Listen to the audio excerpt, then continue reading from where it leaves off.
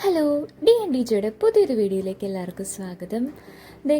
Office വിട്ട് വരുന്ന സമയത്ത് കുഞ്ഞും കൂടെ നമ്മളെ വിളിക്കാൻ വേണ്ടി വരികയാണെങ്കിൽ അത് എത്രത്തോളം സന്തോഷമുള്ള കാര്യമായിരിക്കുമെന്ന് ഈ വീഡിയോ കാണുമ്പോൾ നിങ്ങൾക്ക് മനസ്സിലാവും. ഞാൻ ഭയങ്കര സൂപ്പർ എക്സൈറ്റഡ് ആയിരുന്നു. കാര്യം അവനങ്ങനെ എപ്പോഴും എന്നെ കൂട്ടാൻ വേണ്ടി വരാറില്ല.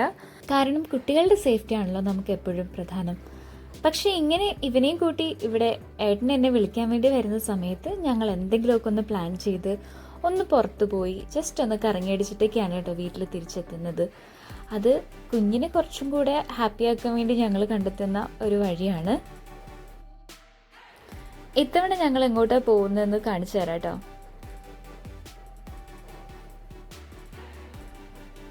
ഒരുപാട് ദൂരേക്കൊന്നും ഈ സമയത്ത് ഞങ്ങൾ അവനെയും കൊണ്ട് പോവാറില്ല. കാര്യം നേരമൊക്കെ ഇരുട്ടി തുടങ്ങിയിട്ടുണ്ട്. അപ്പം ഏറ്റവും അടുത്ത ഏതെങ്കിലും ഒരു സ്പോട്ടിൽ ജസ്റ്റ് ഒന്ന് കുറച്ച് സമയം സ്പെൻഡ് ചെയ്തിട്ടാണ് ഞങ്ങൾ തിരിച്ച് വീട്ടിലേക്ക് പോകാറുള്ളത്.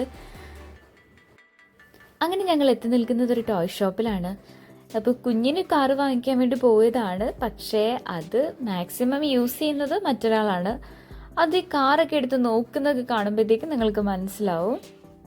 പിന്നെ ഈ ഷോപ്പിൻ്റെ ലൊക്കേഷൻ വരുന്നത് നമ്മൾ പാതിരപ്പള്ളിയിൽ നിന്ന് കിഴക്കോട്ടേക്ക് പോകുന്ന വഴിക്ക് റൈറ്റ് സൈഡിലാണ്, ബണ്ട് കയറുന്നതിന് മുന്നേ ആയിട്ട്.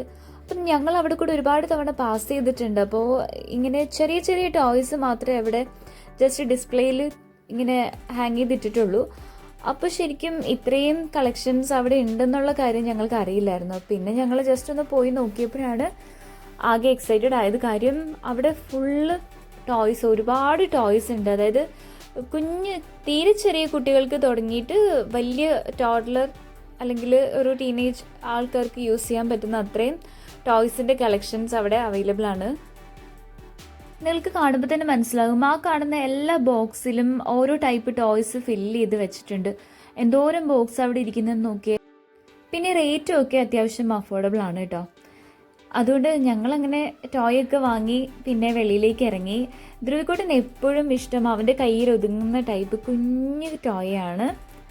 പിന്നെ അത് കഴിഞ്ഞ് ഞങ്ങളിതേ നേരെ അച്ഛൻ്റെ ഓഫീസിലേക്ക് കൊണ്ടുപോകാൻ വേണ്ടിയിട്ട് ബാഗ് വാങ്ങിക്കണം എന്ന് കുറേ നാളായി വിചാരിച്ചിരിക്കുകയാണ്. അപ്പോൾ ഞങ്ങളങ്ങനെ അതും ഒരെണ്ണം വാങ്ങി.